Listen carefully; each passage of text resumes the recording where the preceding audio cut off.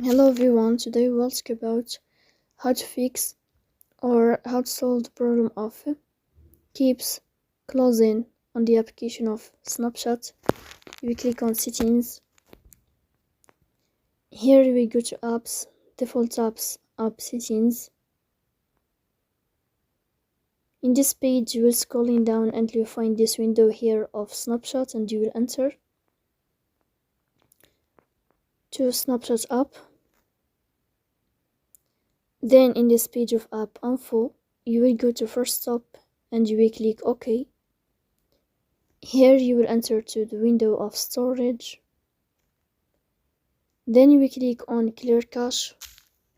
Here you can turn off your Wi-Fi and you can turn on your Wi-Fi again to fix that problem.